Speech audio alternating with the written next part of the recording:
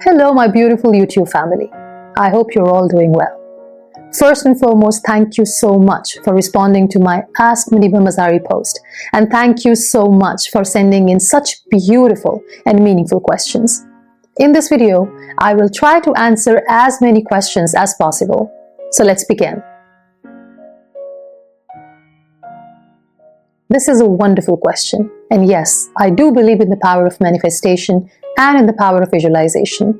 I have always said this, that what we say or what we think, we become. Our thoughts, our words, our imagination, and our visuals, whatever we try to envision, all of that create totality of our reality. But having said that, let me say this loud and clear, that manifestation and visualization are two tools that can help you achieve your goals. But dreams and ambitions don't work unless you do. I can sit in my room and I can manifest things all day long, but I know this, that it's not going to help. Manifestation is not enough.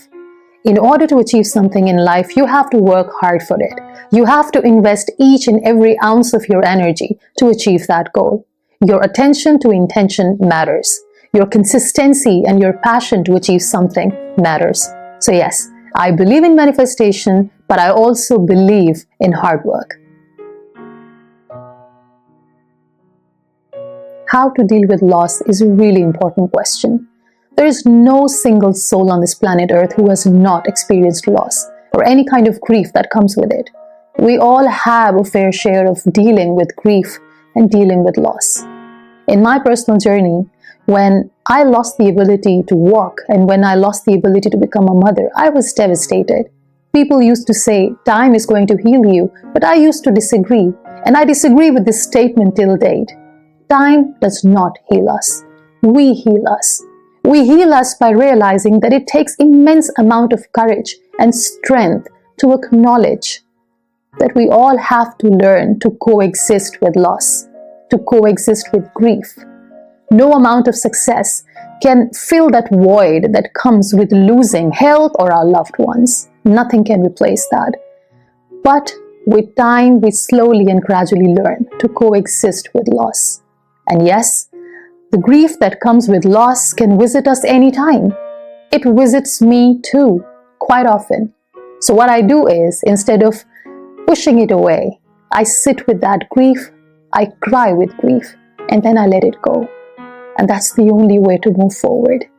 The only way to cope with grief and loss is to learn to coexist with it.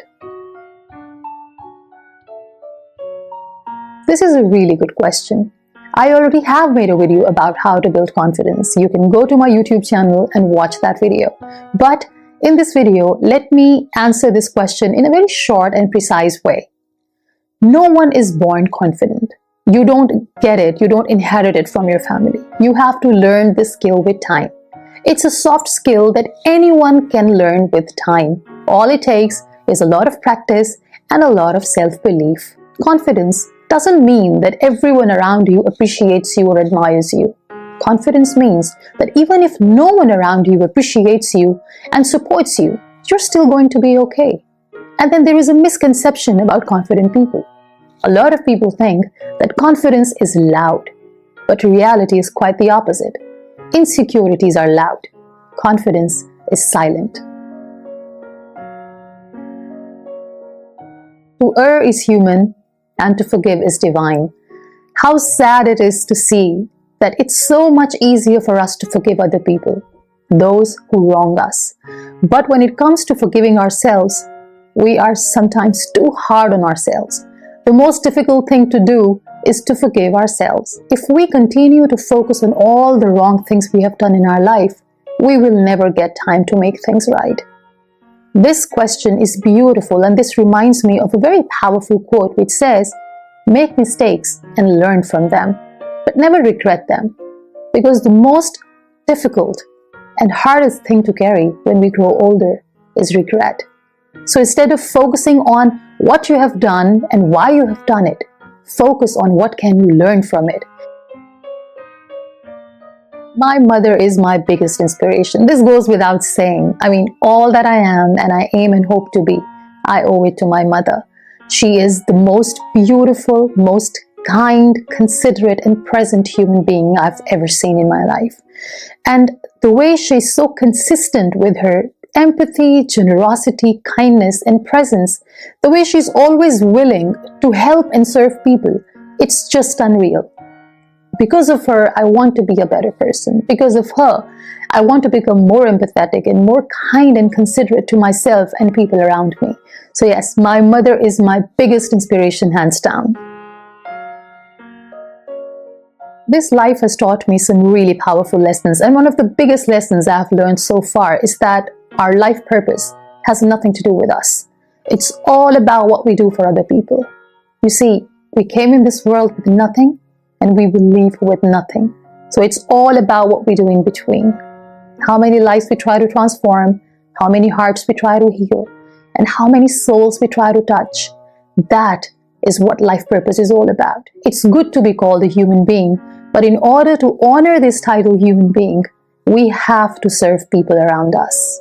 My mother always says one thing, that when you try to help someone unconditionally, without expecting anything in return, God has his way of paying back, and God never forgets. All that compassion and empathy will come back to you when you least expect it and when you need it the most. So if you truly want to find purpose in life, go and serve people, and you will be blessed with so much more. And you don't have to find peace when you help people. When you help people unconditionally, peace is going to come find you, and it will stay forever. This is a really important question, and I think it's the need of the hour to answer this. So many of us are suffering silently, weighed down by the fear of being judged by other people.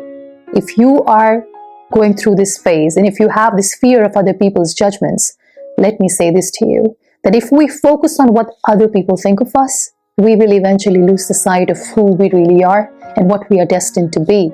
I know, sometimes it gets nearly impossible to avoid and to just ignore the noise and other people's opinions, but for your own sanity and your well-being, you have to learn this art of letting go of that extra noise which is distracting you from achieving your goals. I think it's not about having a strategy. It's about choosing what you want to be and who you want to be every day. Just the way we choose what food we want to eat, what clothes we want to wear, we have to choose our thoughts, we have to choose our behaviors and our daily habits every day. When I wake up in the morning, I choose to be a better person. I choose to be a positive person. But then there are days when I don't feel like waking up in the morning. I don't feel like being this positive person. And I give myself some time and grace to heal. And then the next day, I wake up and I choose motivation. This is a really interesting question.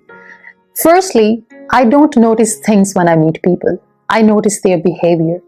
People say a lot of nice things, but I notice what they do. To me, words don't matter. Actions do. My dear 11th grader, firstly, you are not a rat.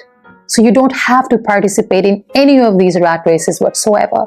And can I say this, that I'm really sick and tired of this ongoing toxic competition which has destroyed so many lives and it has killed so many dreams. You are your biggest competitor. That's it. You don't have to compete with anyone around you. All you need to do is focus on your self-growth and be a better person. That's about it. Well, the best thing about being a motivational speaker is that you get to travel around the world and you get to meet the most positive, incredibly talented, and purpose-driven people. And even more so, as a motivational speaker, I've realized that it is so beautiful to know that your life story can change so many lives and you can be a small part of someone's healing journey. I've also seen that how, because of human stories, we can connect with other people on a deeper human level. And it's always a pleasure and honor to hear from people saying that because of your story, we are not going to give up. So to me, motivational speaking is not just a profession, it's a blessing, it's an honor, and it's a privilege. To me, being significant is a lot more important than being successful. What kind of legacy do you want to leave? And how would you like to be remembered? These things matter to me. And I've always said this, and I'll say it again, that name, fame, titles, accolades, they will come and go. But your positive impact on your society and people around you will last longer. So instead of focusing on being successful, focus on being significant for people around you. Well, I have received so many beautiful advices from around the world, but one of my most favorite advice would be, when you look at the people in your circle and you do not get inspired, you don't have a circle, you have a cage.